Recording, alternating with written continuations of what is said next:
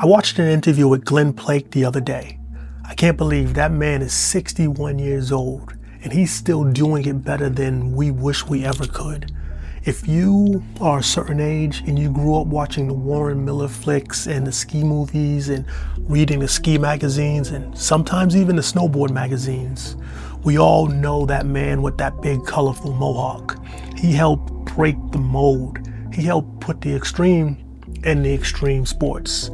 Before him, people were a little bit more buttoned up, but when that mohawk came out in those super long skis, you knew you was gonna get a part that was worth watching. So when I heard this interview and a couple of nuggets of wisdom that he spit, I figured I have to make a video about it. I'm gonna link it in the description below because I think it's worth seeing it in its entirety. He said anyone who truly becomes great at sports is a little bit strange, a little bit different, because it takes a particular obsession, a specific wiring, a level of dedication that most people just don't have.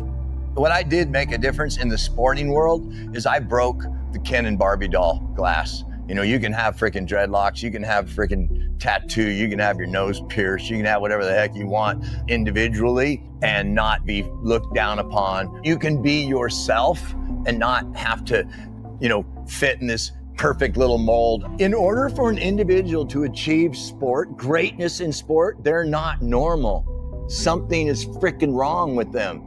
That's how they got so good at what they do. Let them be who they are. I'm happy to say right now that I had the opportunity to inspire generations because I continue to inspire myself. That's how I hope people go, yeah, that's what that guy did. And he's right.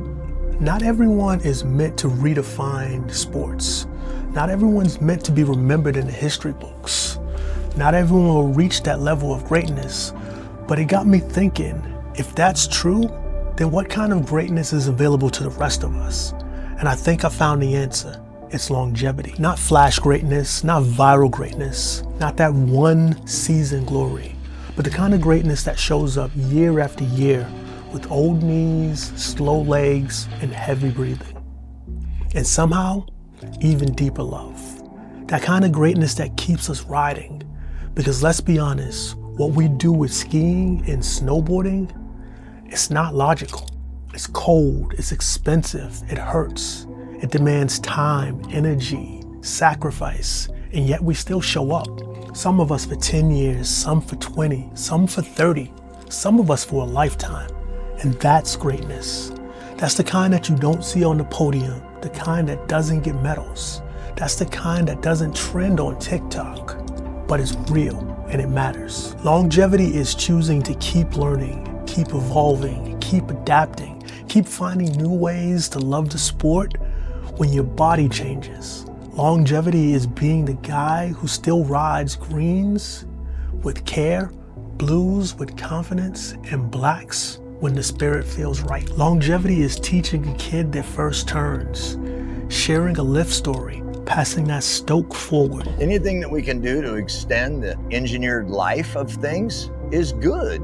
I extend well beyond the engineered life of things, including myself. I'm way out past my engineered life.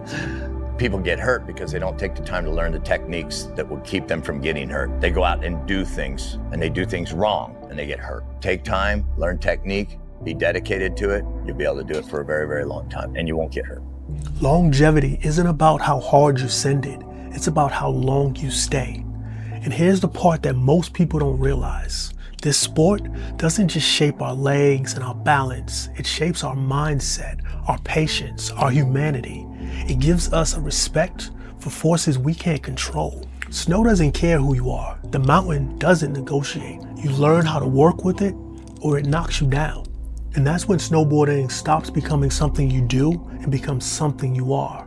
And no, most of us will never reach that legend in a traditional sense.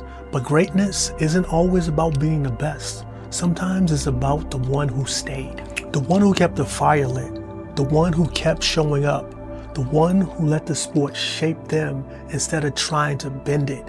And That's the greatness we're all after. Not perfection, not peak performance, but patience, consistency, heart, time. I'm Blair. This is the Dirtbag Association, where our wax is old, our knees are older, but our Stoke doesn't melt. See you on the mountain.